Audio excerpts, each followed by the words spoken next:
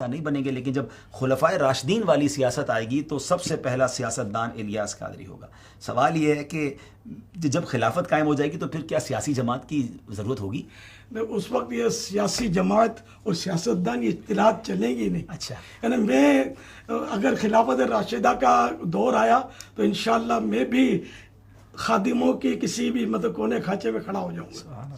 اچھا، تو ظاہر ہے کہ میں پہلا سیاستدان تو میں حکومت تھوڑی کروں گا۔ یعنی مطلب الفاظ میں اب کوئی کہے کہ میرا بچہ تو چاند جیسا خوبصورت ہے تو آپ اس کے گلے پڑ جائیں۔ چاند جیسا خوبصورت کیسے ہو سکتا ہے؟ چاند میں تو روشنی نکلتی ہے، سمجھے؟ اندھیرا دور کرتا ہے۔ تمہارے بیٹے کو اندھیرے کمرے میں دیکھو تو خود وہ نظر نہیں آئے گا، یہ چاند جیسا کیسے ہو گیا؟ اور تمہارے بیٹے کے ناک، کان، آنکھ، اور چاند میں تو ایسا کچھ ہے ہی نہیں۔ تو یہ مثال حسن میں دی جا سکتی ہے، حسن میں دی جاتی ہے عام طور پہ کہ چاند کی طرح حسین۔ تو اسی طرح یہ کہ ایک مبالغہ ہے یا ایک مثال ہے یا ایک اپنے جذبے کا اظہار ہے کہ اگر خلافت راشدہ والی حکومت آئی تو پہلا سیاستدان الیاس قادری ہوگا۔ یعنی اب وہ الیاس جو ہے کہتا ہے میں غیر سیاسی ہوں، وہ کہے گا کہ نہیں اب میں غیر سیاسی نہیں ہوں۔ ویسے ایک اندر کی بات پوچھوں آپ سے، کیا واقعی فائنل ڈیسیجن ہے آپ کا اب نہیں آئیں گے سیاست میں؟ کوئی بڑی آفر آ جائے تو؟ کچھ بھی آ جائے، اچھا، فائنل ڈیسیجن الحمدللہ۔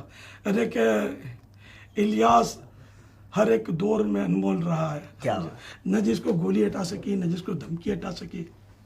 اور آپ کو سب میرے اخبار میں سرخیاں بھی چھپی تو مجھے اپنے کوس سے الحمدللہ کوئی نہیں ہٹا سکا، تو یہ لالچ میرے کو کیا ہٹائے گی؟ تقریباً 2003 میں دعوت اسلامی کی مرکزی مجلس شورا کا قیام عمل میں لایا گیا۔ اور اس کے سال 2 سال کے بعد ہی الحمدللہ میں نے مرکزی مجلس شورا کو ایک تحریری پیغام دیا تھا۔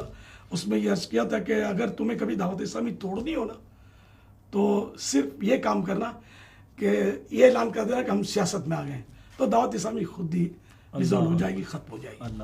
ہم نے شروع سے ہی سیاست کا ذہن ہی نہیں دیا قوم کو، ہم نے مسجد کا راستہ دکھایا۔ لیکن لوگ یہ کہتے ہیں کہ جو آپ کا مقصد ہے اصلاح کرنی ہے، آپ حکومت میں آ گئے تو اصلاح کرنا آسان ہو جائے گا نا، سارے وسائل آپ کے پاس آ جائیں گے۔ خالی پاکستان کی اصلاح کریں گے؟ اگر کریں گے بھی تو مجھے اپنی اور ساری دنیا کے لوگوں کی اصلاح کی کوشش کرنی ہے، اور یہ بالکل ایک شیخ چلی کے خواب جیسا ہے کہ ہم حکومت میں آ جائیں گے۔ بہت لوگ چاہنے والے ہیں آپ کے، پتہ چل جائے گا۔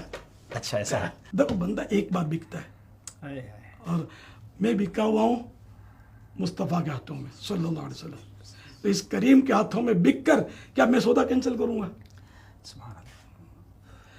وہ کسی شاعر نے بڑی پیاری بات کی ہے، غلام مصطفیٰ بن کر میں بک جاؤں مدینے میں، محمد نام پر سودا سرے بازار ہو جائے صلی اللہ علیہ وسلم۔ دیکھیں پھر میں غلط فہمی دور کر دوں کہ اس کا مطلب میں یہ نہیں لینا کہ ہر سیاسی فرد جو ہے وہ برا ہی ہے، میں یہ کہہ رہا ہوں یہ نہیں سمجھنا، لیکن میں جنرل بات کر رہا ہوں، میں وہ بات کر رہا ہوں کہ آپ کو بھی سمجھ میں آ رہی ہوگی انشاءاللہ۔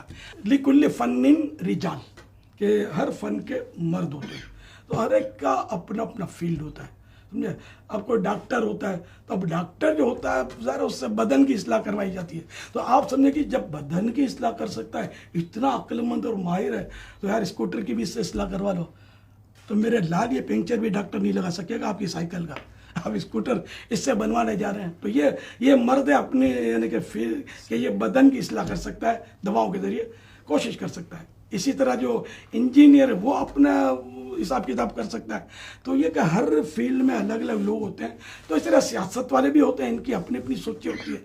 ہماری یہ سوچیں ہی نہیں ہے، ہماری سوچ مسجد بھرو والی ہے، لوگوں کو نیکیوں کی طرف لاؤ، لوگوں کو خوف خدا کا درس دو، عشق رسول صلی اللہ علیہ وسلم کے جام بھر بھر کے تقسیم کرو، تو ہم لوگ یہ کوششیں کر رہے ہیں۔ تو اگر ایک کی جگہ سب جمع ہو جائیں گے تو پھر کام نہیں چلے گا۔ آپ کے سوال کا حصہ یہ بھی تھا کہ جب آپ لوگ نہیں آئیں گے تو معاشرے کی اصلاح کیسے ہوگی؟ تو الحمدللہ دعوت اسلامی معاشرے کی اصلاح کی کوشش تو کری رہی ہے، کتنے بے نمازی بنے، کتنے مطلب چور ڈاکو مبلغ بنے، اور کیسے کیسے گناہوں میں پڑے ہوئے لوگ آ کر نیک بنے۔ اگر یہی کام آپ سمجھتے ہیں کہ سیاست میں آ کر ہو سکتا ہے، اگرچہ این خیال است و محال است جنو، تاہم اگر یہ سوچتے ہیں تو یہ معاشرے کی اصلاح تو ہو ہی رہی ہے، بغیر سیاست میں آئے تب یوں بھی سیاست میں آنے کی ہم کو ضرورت نہ رہی۔ جناب کیٹیگوریکلی بالکل واضح انداز میں فاؤنڈر آف دعوت اسلامی نے یہ بتا دیا ہے کہ ان کی کتنے سالوں سے یہ سوچ تھی۔ اپنی جو مین کیبنٹ ہے مرکزی مجلس شورا کو بھی آپ نے 20 ایئرز پہلے یہ لکھ کر دے دیا اور بڑا واضح بتا دیا کہ یہ